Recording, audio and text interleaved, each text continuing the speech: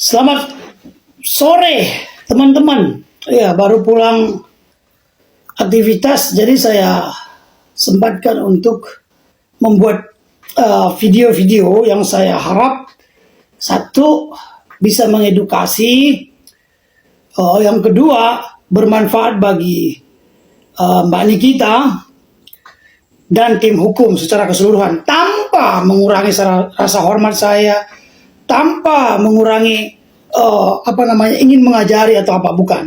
Ya, penegakan hukum dan keadilan itu bagi saya pribadi kewajiban untuk berbicara, sekedar berbicara. Kenapa? Cara berpikir saya dalam pentingnya penegakan hukum di negara itu adalah bukan hanya sekedar perintah negara, ya, tapi perintah yang menciptakan alam itu. Negara ini bukan negara agama, akan tetapi paradigma negara ini agamis. Hubungan negara dan agama tak terpisahkan. Dari pembukaan Undang-Undang Dasar, ya, pembukaan Pancasila, Undang-Undang Dasar, ya. Jadi, dan undang-undang di bawahnya, satu kesatuan, tak terpisahkan. Oleh sebab itu, ya, sebagaimana dalam Islam perintah untuk berbicara tentang ketidakadilan ini sangat besar, sangat banyak. Saya tidak peduli mau ke siapa saja itu. Jangankan ke manusia, ke makhluk lainnya pun kita harus berbicara. Di dalam surah An-Nisa 135, Allah perintahkan kita, hai orang-orang beriman, berbicaralah kamu tentang ketidakadilan baik terhadap dirimu. Berbicaralah kamu tentang keadilan baik terhadap dirimu sendiri, ayah ibumu, kaum kerabatmu, si miskin dan si kaya, karena dia lebih mengetahui. Nah, dalam perintah agama lain apakah ada? Ada, saya sudah membacanya juga, namun saya tidak ingin menyebutkan, yang pasti ada. Oke, itu landasan pertama saya. Ya, karena apa? Tujuan pendidikan nasional berdasarkan undang-undang, selain menciptakan manusia mandiri, cerdas, dikunci dengan bertakwa kepada Tuhan Yang Maha Esa. Artinya apa? Jujur. Jujur saja. Penegakan hukum. Kata probatio itu actori incumbit probatio contohnya. In criminalibus probationes beden esse lucca clariores. Dalam hukum pidana, bukti harus lebih terang daripada cahaya. Bagaimana bukti itu bisa terang seperti cahaya?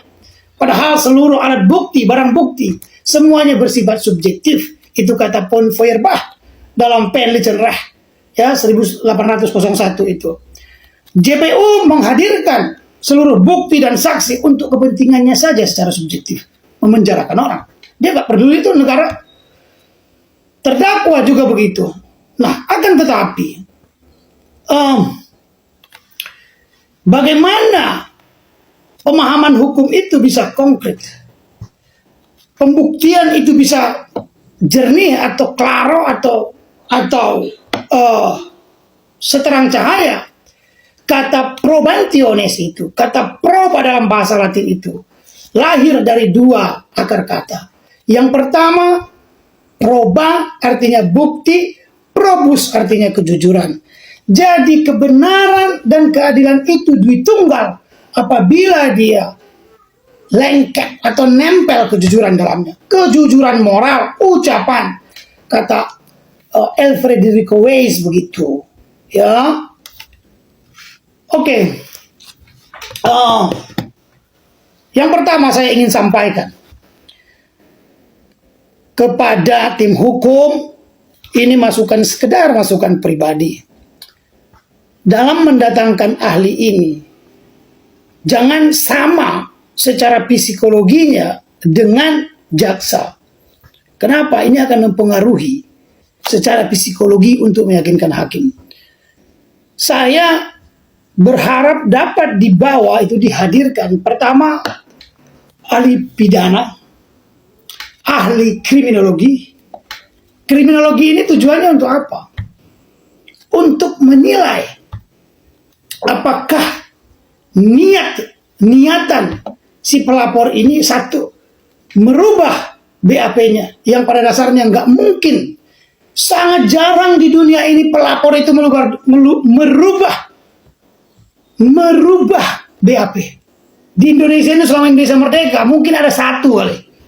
Ya. Tidak mungkin pelapor yang harusnya konsisten dia merubah BAP-nya. Kalau terdakwa atau tersangka sering. Kalau terdakwa merubah BAP-nya, ada 3 kemungkinan. Kalau menurut Gerardus Petrus Omegle dalam The Other Side of Criminology halaman 170. Yang pertama, ada manipulasi dari si pelapor. Yang kedua, ada dugaan manipulasi penegakan hukum dalam sistem hukum itu dari bawah sampai ke atas. Itu kata Gerardus Petrus Omegle, ya, secara ilmu kriminolog. Begitu juga terhadap terdakwa. Kenapa dia merubah? Ya karena dia mendapatkan tekanan fisikis saat diminta keterangan, sehingga ketika dia merasa bebas secara batiniah, secara psikologi, dia berbicara dan menarik kembali.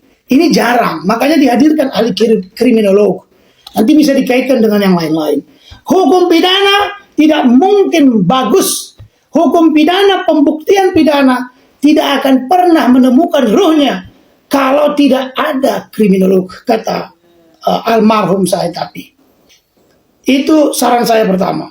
Ahli pidana tentunya yang harus diperdebatkan. Karena saya melihat pasal 45 ini tidak akan pernah ditemukan niat jahat di situ. Kenapa begitu? Salah satu kutipan dakwaan itu menyatakan bahwa saya, kata Nikita Mirzani yang dikutip dari chatnya itu, sejak lama ingin mengkritik ini, akan tetapi karena saya tidak memiliki latar belakang pendidikan, kurang begitulah ya, pengetahuan dan segala macam berkaitan dengan kesehatan, maka dia menahan diri. Oleh sebab itu bukan niat buruk. Maka ketika pasal yang dilaporkan ini gugur dia karena tidak menemukan niat buruk atau mens reanya, tinggal 369. 369 ini menjadi perdebatan ilmiah. Bisakah dia berdiri karena ini ayat 2-nya juga delik aduan, sementara pelapor tidak melakukan laporan atas pasal ini. Ada perubahan-perubahan 368 sebelumnya kan? Itu menjadi penting. Yang satu lagi, ambil hukum perdata yang mumpuni. Kenapa demikian? Saya melihat ini dalam bahasa Belandanya, kesepakatan cacat kehendak ini. Ya, ini kesepakatan cacat kehendak sebenarnya, lebih tepatnya dalam konstruksi rejim perdata atau misbruik van omstandigheden. Ya, itu terlihat banget.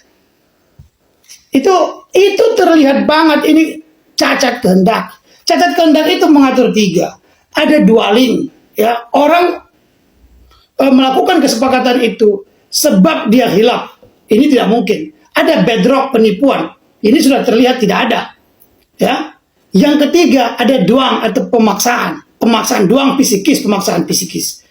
Namun ini tidak bagian dari pidana karena yang disepakati itu tidaklah yang dilarang oleh 1320 KUH Perdata. Oleh sebab itu menjadi penting 3 ahli ini minimal berbeda dengan ahli sebelumnya, ya, sangat berbeda. Ini akan merubah cara pikir hakim. Jangan sama dia, psikologinya akan sama. Nanti hakim juga mengetahui. Itu menjadi sangat penting. Dari saya demikian. Terima kasih. Semoga manfaat. Sehat selalu untuk semuanya. Tetap semangat. Assalamualaikum.